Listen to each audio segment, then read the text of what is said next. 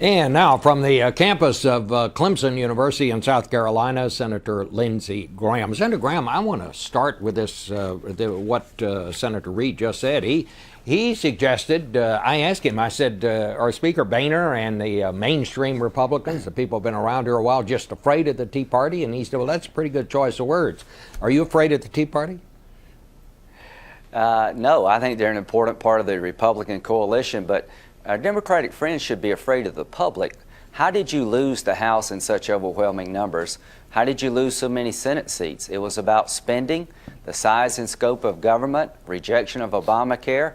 So our friends in the House, Speaker Boehner, who replaced Speaker Pelosi, is doing what the American people want in the last election, trying to reduce the size and scope of the government, which is a goal shared by the Tea Party. But you can't account for the last election based on a narrow view of America. Americans as a whole are very upset about the size and scope of the federal government. We're trying to reduce spending, and our Democratic friends are hanging on to old ideas that every time you try to reduce spending, you're being cruel and mean. What's cruel and mean is to pass this debt on to future generations. Senator, let me ask you the same question I asked Senator Reid, because I know you're heavily involved in some of these negotiations. Do you think next Sunday we're going to talk about the government being shut down, or will you have found some sort of a way to get together?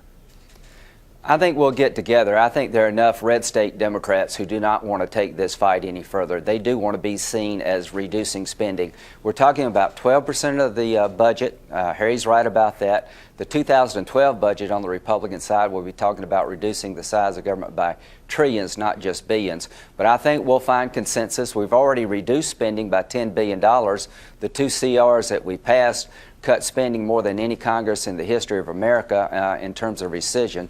So I think we'll find common ground. There are enough Democrats out there who understand they need to be on the right side of reducing the federal government, and we'll find a number that we all can agree on. I want to get to this Afghanistan thing. General Petraeus today condemned the actions of this Florida preacher who burned the Koran. You heard what Senator Reid said. Yeah. Is there anything that actually can be done along this line? You know, I wish we could find some way to hold people accountable. Free speech is a great idea, but we're in a war. During World War II, you had limits on what you could say if it would inspire the enemy. So burning a Quran is a terrible thing, but it doesn't justify killing someone. Burning a Bible would be a terrible thing, but it wouldn't justify a murder.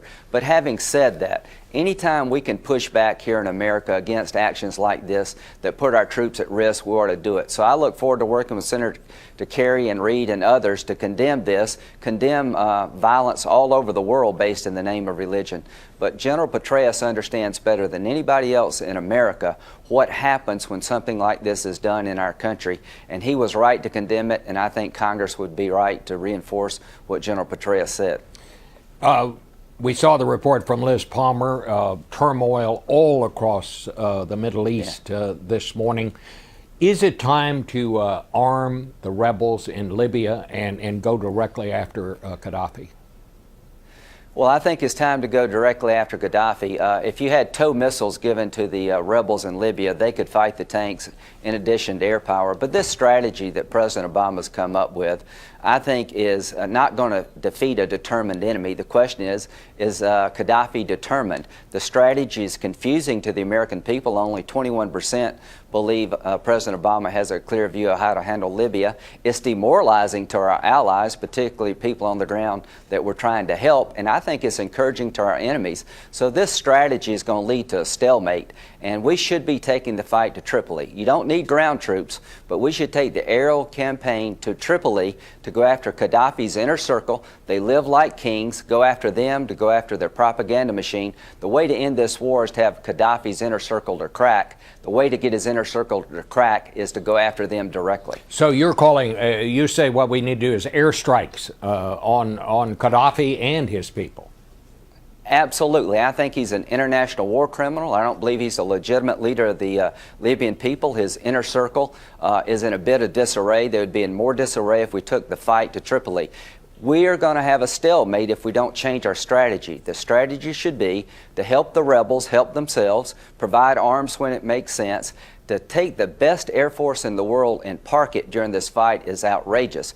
When we call for a no-fly zone, we didn't mean our planes. So tomorrow, the American Air Force is out of this fight, and as much as I respect our NATO allies, you take a lot of capacity off the table by grounding our airplanes, and that's going to make this war go longer. I want it to end quickly with one goal in mind, replacing Gaddafi by something that will be better. And I'm confident that what you see in the Arab world, Bob, is a good thing if we manage it well. These people throughout the Arab world are saying enough to tyranny, enough to despots. We want a better future, a future that we can recognize and associate ourselves with. Senator, you know, when a story like this happens, and we got two big stories now, the situation in Japan and the situation in Libya, it tends to just sort of overwhelm the rest of the news. And a lot of things that would be getting coverage don't get coverage. One of those is Iraq. I am told that you're concerned about what's happening in Iraq right now. Why so? Well, I'm deeply concerned. We're inside the 10-yard line in terms of finishing the job in Iraq, but in 2011, all troops are supposed to leave Iraq, American troops. I do not believe the State Department can carry on their mission of helping the Iraqi government and people reconstitute their society, to help them build a civil society, without American forces there to provide security, air power, logistical support to the Iraqi army. This idea of being pushed that we'll have a State Department army, I will not vote for that. I will not support that.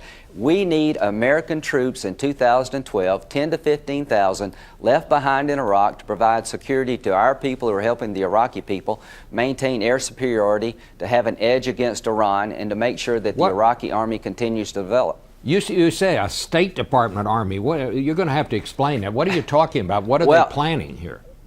Well, here's the backup plan. If all military forces are withdrawn from Iraq in 2011, the State Department has come to the Congress and said, we're going to need over 50 MRAMs, these mine-resistant vehicles. We need a fleet of helicopters and thousands of private security guards to protect us as we go to the 4 consulates in Iraq to do our job to help the Iraqis build a civil society out of a dictatorship. I think that is a losing formula. I do not believe the State Department should have an army, that's not the way to provide security to our State Department, that if we're not smart enough to work with the Iraqis to have 10 to 15,000 American troops in Iraq in 2012, Iraq could go to hell. There are fights now between the Kurds and the Arabs. I'm sorry, but I find this hard to believe. Are you talking about we're going to arm our diplomats and put them in these kind of vehicles that people are driving around in Iraq now?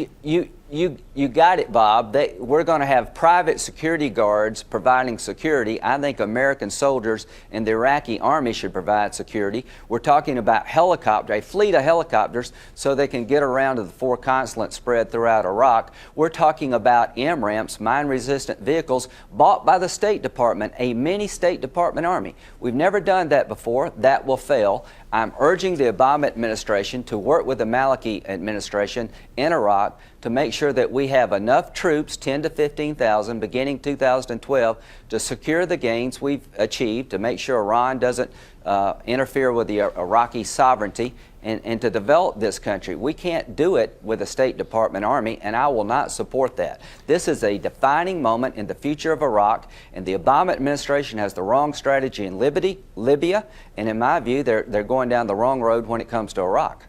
Well, I find all of it hard to believe. We have about 20 seconds, Senator. I want to go back to make sure I understood what you said about Libya. You're ready to give missiles to the rebels there.